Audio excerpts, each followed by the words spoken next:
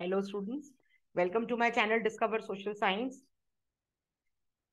होली की बहुत बहुत शुभकामनाएं आपको और आपके परिवार को। चैप्टर कॉन्स्टिट्यूशन, कॉन्स्टिट्यूशनल डिजाइन आगे बढ़ाते हुए 2.3 making of the Indian constitution. देखिए, ये एक इतनी डिफिकल्ट टास्क थी और इतनी मेहनत करी हमारे लीडर्स ने, जो आप इस टॉपिक में समझ पाएंगे। जो जो जहां जहां से अच्छा लगा, जिसे कहते हैं ना, वो जो अच्छा लगे वो अपना ले, जो बुरा लगे उसे जाने दे। तो हमने जहां जहां से जिस जिस कंट्री की जो जो चीज अच्छी लगी, वो सब चीज हमने अडॉप्ट करी और उसको सबकी सहमति से। इतना डेमोक्रेटिकली कॉन्स्टिट्यूशन किसी भी देश का नहीं बना जितना हमारे देश का बना। लाइक साउथ अफ्रीका, इंडिया का constitution was also drawn up under difficult circumstances. Making of Indian Constitution for a huge diverse country, मतलब इतनी बड़े देश के लिए, इतने डाइवर्स देश के लिए कॉन्स्टिट्यूशन बनाना कोई इजी टास्क नहीं था। People were emerging from the status of subjects to the citizens. अब देखिए कितना ब्यूटीफुल सेंटेंस है ये, कि अभी आप सोचेंगे सब्जेक्ट्स कौन से, ये आपके English Hindi maths? No. Subject, my dear students, history में सब्जेक्ट का एक और मीनिंग होता है गुलाम। लोग सब्जेक्ट से लेके उनका जो स्टेटस है वो ऊपर उठ रहा था और वो सिटीजन्स बन गए थे। सिटीजन्स कब बनते हैं? जब आपको राइट्स मिलते हैं, तब आप पूर्ण रूप से एक देश के नागरिक होते हैं। और यहाँ पे यही बात हो रही है कि सिटीजन जो है वो सब्जेक्ट से सिटीजन बन गए। Country was born through a partition. Religious differences के बेस पर जो लॉर्ड माउंटबेटन जो हिंदी इंडिया पाकिस्तान का विभाजन करके गए थे, वो भी बिल्कुल ठीक से करके नहीं गए थे। उस पार्टीशन के इतने साइड इफेक्ट्स को हमने झेला, हमारे देश के लोगों ने। ट्रोमैटिक एक्सपीरियंस था जिसपे काफी टीवी सीरियल्स भी बनी है। जैसे तमस एक टीवी सीरियल है बहुत अच्छा, और एक पिक्चर है सनी देओल और अमीषा पटेल की, गदर। इफ यू कभी मतलब देख पाए तो देखिएगा जरूर। तो बड़ा रियल उसका डिपिक्शन उसमें कहा है। और एक बलराज साहनी जी की पिक्चर थी, गरम हवा। बहुत रियल डिपिक्शन था इस एक्सपीरियंस का। At least 10 lakh people were killed both sides. Border का ये जब ये विभाजन हुआ, एक और प्रॉब्लम थी। Britishers had left to the rulers, और जान के ब्रिटिशर्स ने, जैसे कहते हैं ना कि जैसे जले पे नमक छिड़कना, ब्रिटिशर्स ने प्रिंसली स्टेट्स को कहा कि तुम आजाद हो। इंडिया को ज्वाइन करना है इंडिया को करो, पाकिस्तान को ज्वाइन करना है पाकिस्तान को ज्वाइन करो। जो जिसको तुमने ज्वाइन करना है, whether you want to merge with Pakistan और इंडिया, और इंडिपेंडेंट भी रिमेन, ये उनके ऊपर छोड़ दिया। Merger of princely state was a difficult and uncertain task. अब आप देखिए, क्यों प्रिंसली स्टेट अपने आप को इंडिया या पाकिस्तान के अंडर करेंगे? वो तो इंडिपेंडेंट रहना ही पसंद करेंगे ना। लेकिन उनके इंडिपेंडेंट रहना सिटीजन्स के लिए अच्छी बात नहीं थी। चाहे वो हैदराबाद हो, जूनागढ़ हो, वहां के लोगों के लिए थोड़ी अच्छी बात थी, क्योंकि नेचुरल है, जहाँ पे प्रिंस हो, प्रिंसेस अपना कंट्रोल करेंगे, वो लोगों को राइट्स नहीं देंगे। So the merger of this princes state was a difficult and uncertain task. जब constitution was being written, future of the country did not look as secure as it is today. उस समय हमारे future जो है लोगों का secure नहीं था। तो जैसे इसमें भी आपको लिखा है कि एक्टिविटी की आप अपने ग्रैंड पेरेंट्स या उन लोकेलिटी में किसी से बात करें, तो आपको इस मैं मतलब अब मे बी आपको बात करने को मिले या ना मिले, लेकिन आप ये जो मैंने आपको पिक्चर्स कही हैं, जैसे तमस ड्रामा सीरियल है, गरम हवा है पिक्चर, या गदर पिक्चर सनी देओल जी की है, बहुत अच्छी पिक्चर है, इस पे डिपिक्शन बहुत अच्छा किया हुआ है। The path to constitution. अब हम कॉन्स्टिट्यूशन के रास्ते पे जा रहे हैं, despite all this difficulty.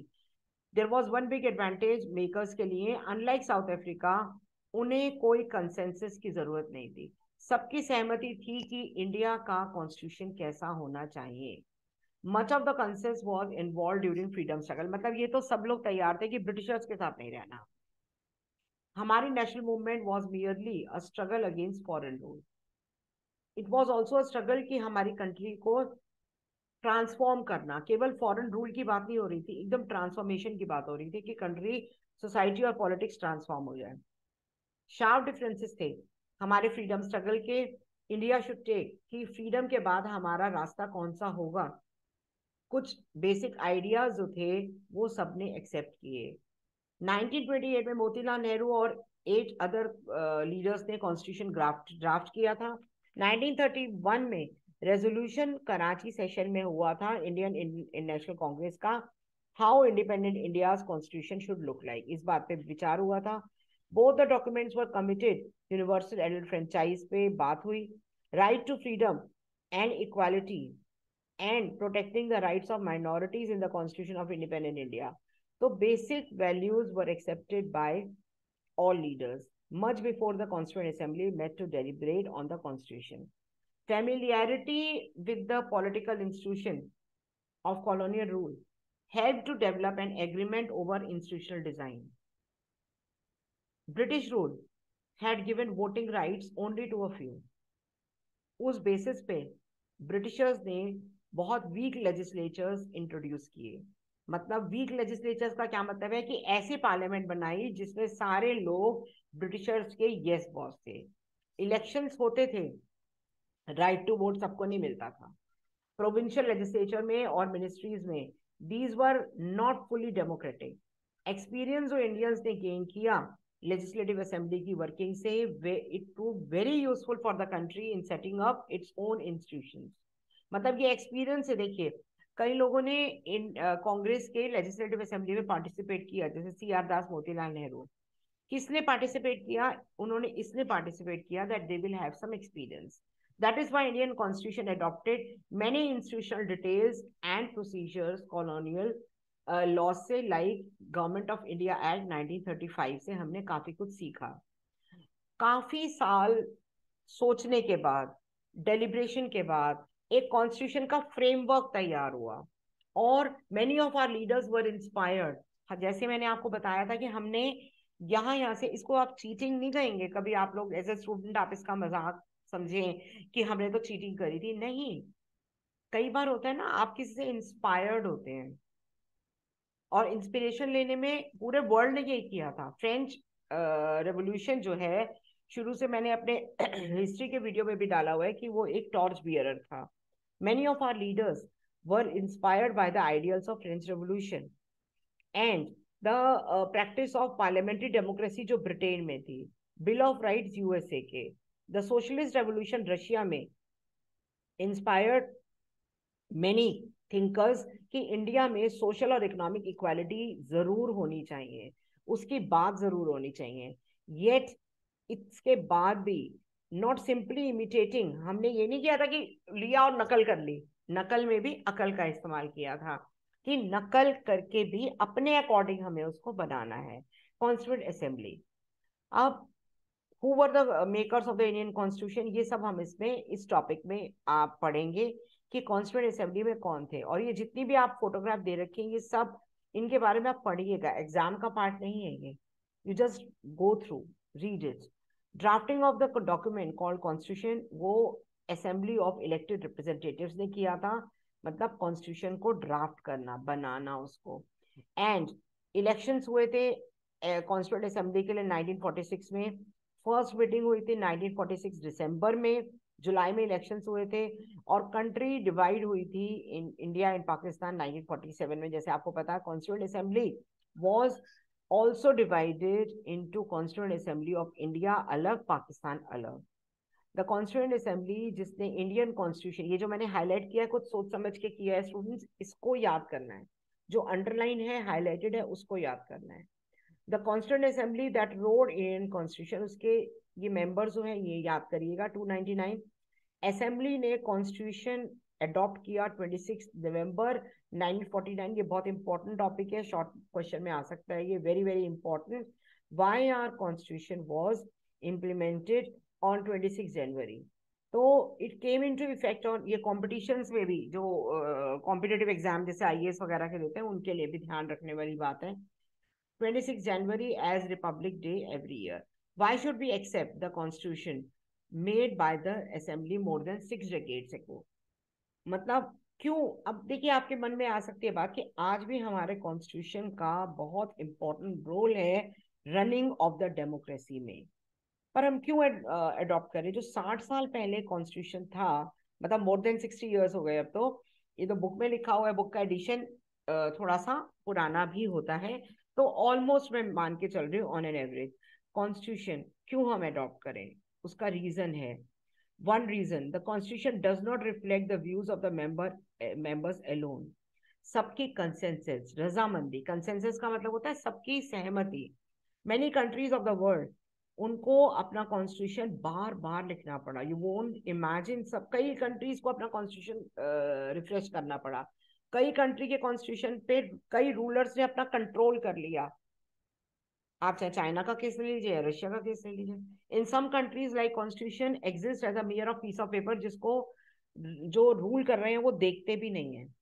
Experience of our constitution is very different, मतलब गर्व होना चाहिए। बहुत सारी चीजें मैं बार बार अपनी वीडियो से बोलूंगी, that you need to feel proud of your own country. There are number of things, और उसमें से एक ये है।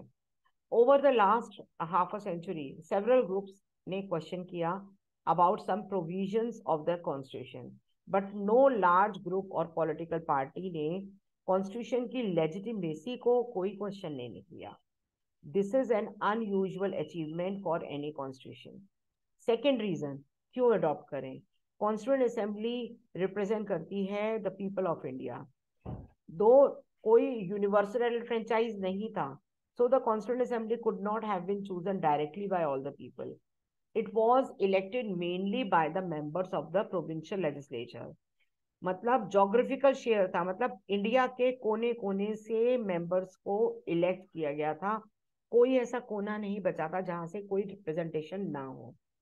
Assembly was dominated by the Indian National Congress, वो पार्टी जिसने फ्रीडम स्ट्रगल को आगे तक लेकर गई थी। बट द कांग्रेस में भी अलग अलग सेक्शंस के ग्रुप थे और सबकी अलग अलग ओपिनियन थी, जिसपे सबको पूरा उनको मौका दिया जाता था कि वो अपनी ओपिनियन रख सकते हैं। The assembly had many members who did not agree with the Congress in social term too. Assembly represent करती थी मेंबर्स जो अलग अलग लैंग्वेजेस के थे, ग्रुप के थे, क्लासेस के थे। Even if the constituent assembly was elected by universal franchise, its composition बहुत डिफरेंट होता अगर वो ऐसा होता।